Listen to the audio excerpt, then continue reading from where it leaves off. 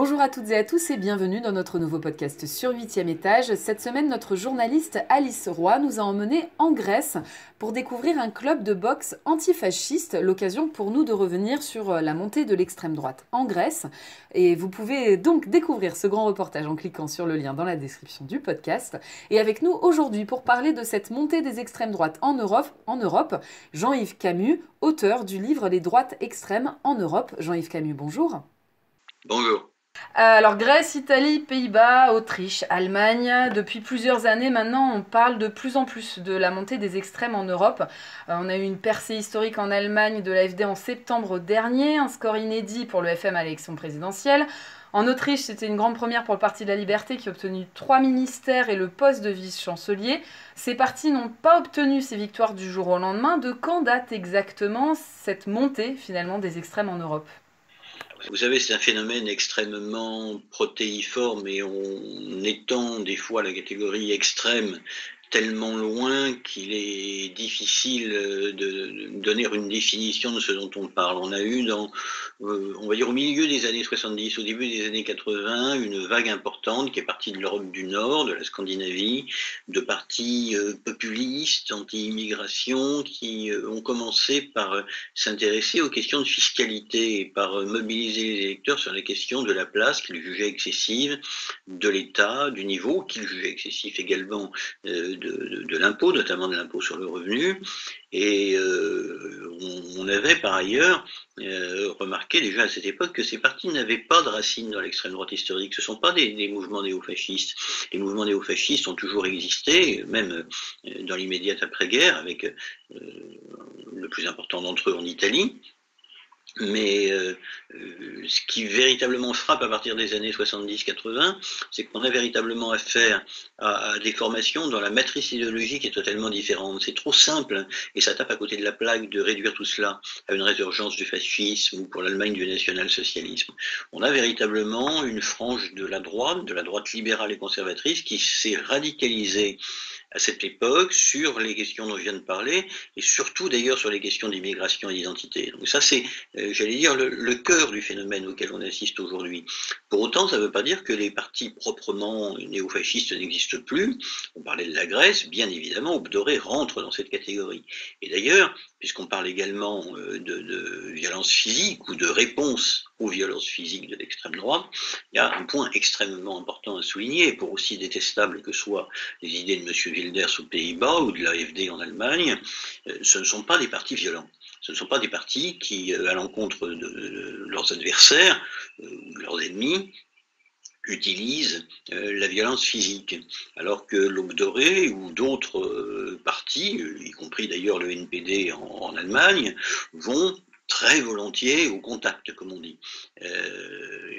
Parce qu'on a constaté une montée des violences dans certains de ces pays, en Grèce notamment.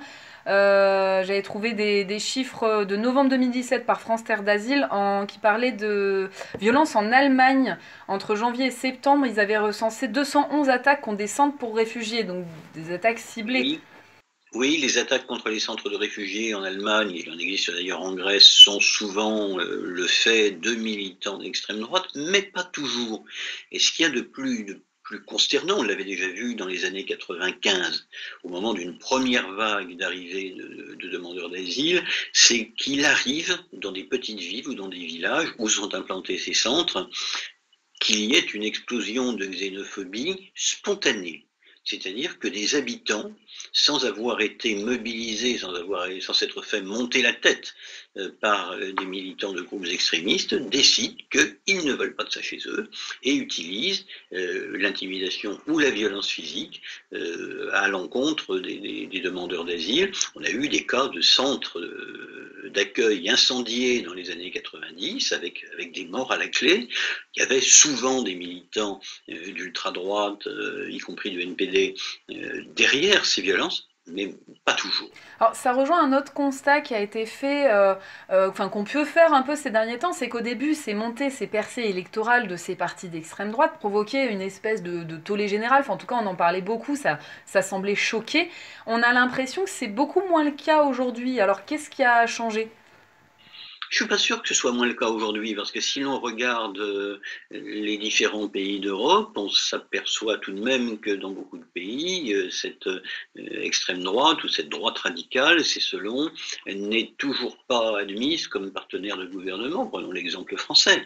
Je suis pas certain qu'il y ait une accoutumance au phénomène Front National. Le cas autrichien est singulièrement différent parce que le FPE autrichien, dont tout le monde aujourd'hui s'inquiète qu'il soit à ce point normalisé, qu'il soit à nouveau devenu un parti de gouvernement, a une histoire tellement ancienne, un ancrage tellement ancien dans la vie politique. Il a participé au gouvernement dès les années 70, qu'au fond, il est considéré comme un parti parfaitement, non pas recommandable, la majorité des Autrichiens s'en détournent, mais qui fait partie du paysage et qui n'a pas de raison d'ostraciser.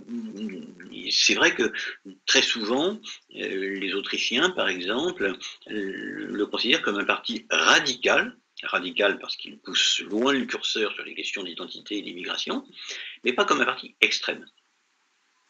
Alors, on va sortir un tout petit peu de l'Europe tout en continuant à parler de ces partis d'extrême, justement, par rapport à la Russie. Est-ce que la Russie joue un rôle quelconque auprès de ces partis d'extrême droite européens ?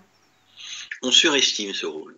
On surestime ce rôle parce que, quand bien même la Russie soutiendrait tous ces partis, elle n'est pas à même de déclencher un mouvement qui mobilise des millions d'électeurs. Je m'explique.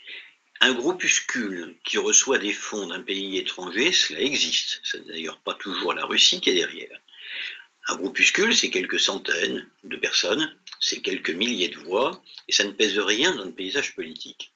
Quand un parti arrive au gouvernement, comme le FPE, quand il fait 12% des voix, comme l'AfD, quand il recueille 10 millions d'électeurs, comme le Front National, il est impossible que cela ne tienne qu'à des financements étrangers, qu'ils soient russes, américains, qataris, saoudiens ou n'importe quoi d'autre. C'est nécessairement qu'il y a des causes dans le réel à l'existence et à la montée de ces partis. Des causes sociales, des causes économiques, des causes qui tiennent à la crainte de l'arrivée des étrangers, demandeurs d'asile ou immigrés économiques, mais on ne peut pas simplement attribuer au rôle de la Russie la percée de ces partis. Autrement dit, on a la certitude factuelle, parce que le Front National, par exemple, l'admet sans détour, que du financement d'une banque à capitaux majoritairement russes est arrivé au FN, mais ça n'est pas pour cela qu'il a remporté le score qui a été celui de Marine Le Pen à la présidentielle. En tout cas, la Russie reste intéressée par ces partis. Elle reste intéressée, ou plus exactement un certain nombre de clans de l'appareil complexe du pouvoir russe sont intéressés par ces partis pour plusieurs raisons, qui sont des raisons idéologiques.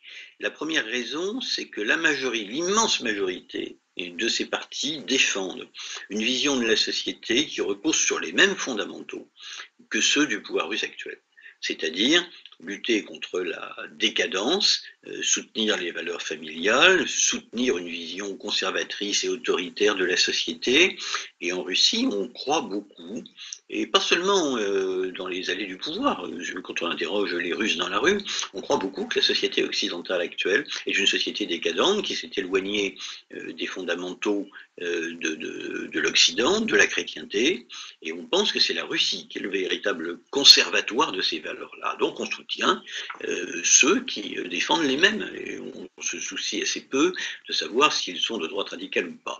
La deuxième question, c'est que les partis dont on parle en Europe de l'Ouest sont eurosceptiques, et que de manière assez naturelle, mais j'allais dire c'est le jeu de la géopolitique, la Russie pense que son intérêt national est d'affaiblir l'Union européenne, voire qu'elle se disloque pour trouver sur l'échiquier international une place plus grande. Donc il est assez naturel qu'elle s'intéresse au mouvement qui réclame la sortie de l'Union européenne des pays vis-à-vis. Alors effectivement, c'est un des points communs de ces partis, hein, se méfier de l'Union européenne. À l'inverse, j'ai lu dans différents articles que l'élection de Donald Trump avait eu potentiellement un impact sur ces velléités des extrêmes à vouloir quitter l'Union européenne, parce que quelque part, ils ont réalisé que l'Union européenne se tenait comme rempart face aux États-Unis. Alors, est-ce que c'est une analyse correcte ou pas du tout pour le coup ? Sur la question des États-Unis, on a des visions extrêmement contrastées au sein de l'extrême droite. On a d'abord des gens qui sont par principe d'un anti-américanisme absolument féroce, à peu près autant que celui de l'extrême gauche, d'une part parce qu'ils pensent que l'Amérique c'est la tour de Babel, c'est le pays qui a pour fondement l'immigration, l'arrivée de gens venus d'un petit peu partout pour fonder une nation, c'est le melting pot. L'Amérique est aussi vue dans ces milieux-là comme le symbole du capitalisme financier, et dans les groupes les plus extrêmes comme un pays dont le centre financier névralgique, New York, est aux mains des Juifs, pour dire les choses très clairement. La question du nouvel ordre mondial dans les milieux les plus complotistes joue également. On accuse les États-Unis de préparer l'avènement d'un nouvel ordre mondial et d'un gouvernement unique dont les ficelles seraient tirées depuis Washington et Tel Aviv d'ailleurs. Et puis finalement, on pense que pour que l'Europe soit vraiment indépendante, il faut qu'elle se débarrasse des instruments de domination que sont l'OTAN, la Banque mondiale, le FMI. Donc on a cet anti-américanisme-là. Et puis d'un autre côté, on a des gens qui ont accueilli effectivement l'élection de Donald Trump comme une surprise absolument fondamentale et qui pensent qu'il est un allié. Personnellement, je ne vois pas en quoi il est un allié, puisqu'il a rompu désormais et avec Steve Bannon et avec un certain nombre de ses conseillers qui étaient très proches de ce qu'on appelle la alt-right. Et pour ma part, je trouve qu'il est beaucoup plus un boulet qu'un allié, parce que la versatilité, l'imprévisibilité de Donald Trump et des reculades qui ont été les siennes sur un certain nombre de sujets. Je rappelle que pour l'instant, les travaux de construction du mur avec le Mexique n'ont pas commencé, devraient inciter les milieux extrême droite à beaucoup plus de prudence. Mais que connaissent-ils finalement des États-Unis? Pas grand-chose. Alors justement, l'élection de Donald Trump, la surprise que ça a provoqué, ça nous fait penser à une autre surprise qui avait eu lieu un peu avant, c'était le Brexit. Mais en l'occurrence, donc le Brexit, c'était une belle victoire pour le parti avec son leader Nigel Farage, du coup. Mais après ça, il s'est effondré en fait. Donc comment est-ce qu'on peut l'expliquer ça aussi?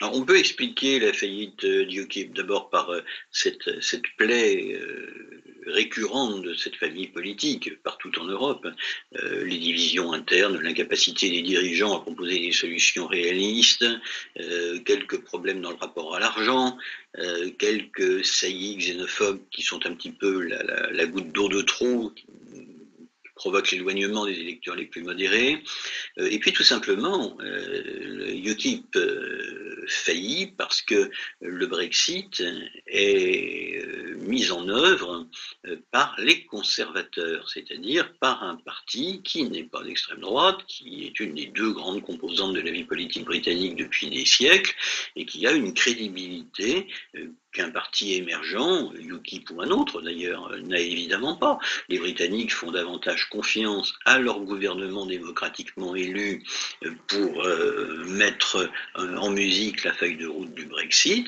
qu'à M. Farage, qui est un outsider. De surcroît, ils savent que cette mise en œuvre est difficile, qu'elle passe par la négociation, et pour la négociation, il vaut tout de même mieux avoir Theresa May autour de la table, même si elle est jugée trop molle par les partisans les plus acharnés du Brexit au sein des conservateurs. Il vaut mieux avoir Theresa May autour de la table que M. Farage, tout simplement. Le Brexit n'est pas un vote gagné par l'extrême droite. Quand on regarde bien la carte du vote Leave, on avait à la fois des électeurs d'UKIP, mais des électeurs conservateurs, beaucoup.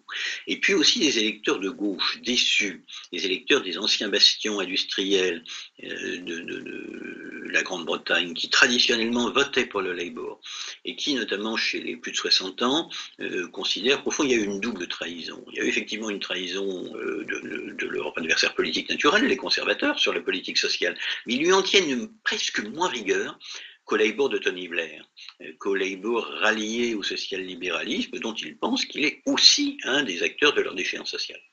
Alors, et justement, les déçus du Labour, cette montée des extrêmes, ça veut dire à l'inverse la baisse des partis historiques, voire un peu leur délitement, on le voit, hein, qu'il y en a beaucoup qui sont aussi remis en question derrière.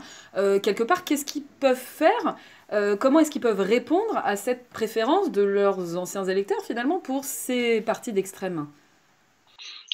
Tout d'abord, et je crois que c'est fondamental à la fois pour les partis sociodémocrates et les partis libéraux et conservateurs classiques, c'est de prendre les électeurs qui émettent un certain nombre d'objections à l'état actuel de la construction européenne pour, j'allais dire, les idiots du village qui ne comprennent pas quelle doit être la bonne marche des choses. C'est quelque chose qu'on avait beaucoup entendu déjà en France, notamment au moment du référendum de 2005, où les partisans de la ratification du traité constitutionnel expliquaient qu'il n'y avait guère que les attardés ou les gens qui ne se tenaient pas véritablement au courant qui pouvaient voter non. On a vu ce qu'il en a été. Il y a eu 54% des Français qui ont voté non et qui avaient des raisons de le faire et qui comprenaient très bien les enjeux, qui comprenaient très bien la situation.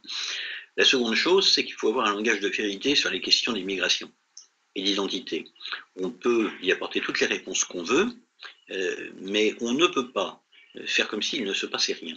On a le droit de dire effectivement que le devoir de l'Europe et de nos pays respectifs est d'accueillir non seulement des réfugiés pour des raisons morales, mais aussi des migrants pour des questions économiques, mais on ne peut pas ne rien dire. Et d'une certaine manière, on a vécu ces dernières décennies de la manière suivante. Sitôt que l'extrême droite s'était emparée du sujet immigration et identité, tout le monde le mettait sous le tapis pour ne pas, guillemets, utiliser le langage de l'extrême droite. Mais on voit bien les limites de cette technique-là, qui est une technique politicienne. À un moment donné, il faut avoir un langage de vérité. On peut tout dire, y compris, oui, pour des raisons de vieillissement de la population, de manque de main-d'œuvre. Nous avons besoin, dans les décennies qui viennent, d'accueillir des bras venus de l'étranger, mais il faut le dire comme ça. Si jamais on fait comme si rien ne se passait, on encourt effectivement le risque de se voir accusé de déni.